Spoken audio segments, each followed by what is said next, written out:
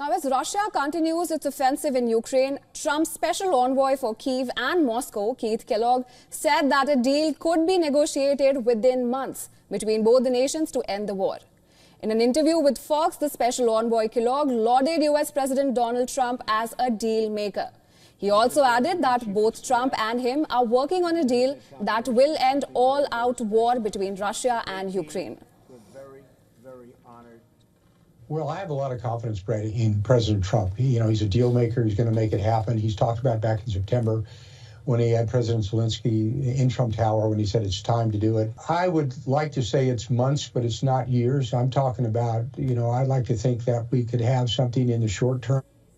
Meanwhile, Ukrainian President Volodymyr Zelensky said that any peace talks, excluding Kyiv, could be dangerous for his country. He also added that Moscow does not want to engage in any peace talks or concession, while emphasizing Washington to develop a plan for a ceasefire. Now, Zelensky's remarks comes after US President Donald Trump said that he will speak to Russian President Vladimir Putin on ending the war.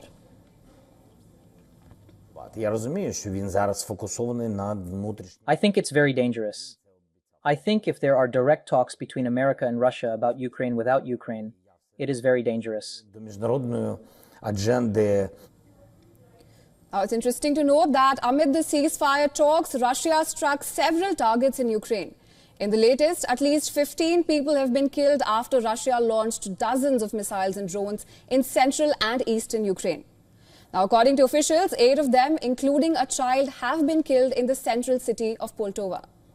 Firefighters continued their rescue operations through the runs and rubble, as survivors narrated the horrific incident.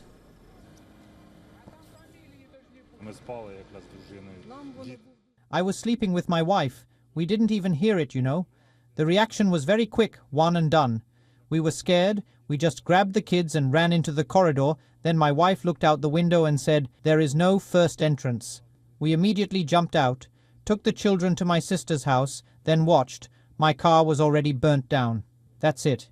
It's a pity.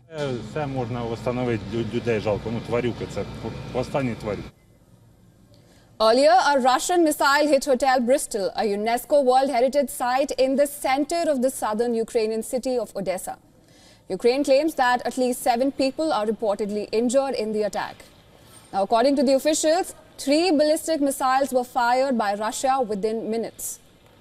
Furthermore, Ukraine claims that Russia struck a boarding school building that has been used to shelter refugees in the Kursk region. According to Ukrainian officials, at least 4 people have been killed, while 84 have been rescued during the attack. Now, following this, Ukrainian President Volodymyr Zelensky accused Russia of striking its own citizens in a post on social media platform X. Zelensky also condemned Russia on the overnight drone and missile attack targeting several parts of Ukraine.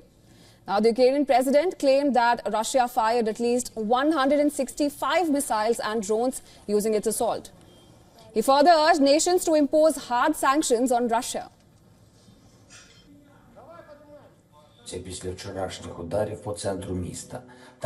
In total, last night alone, the Russians used 165 missiles and drones of various types. Besides the Poltava region, there were attacks on the Kharkiv, Dnipro, Zaporizhzhia, and Donetsk regions.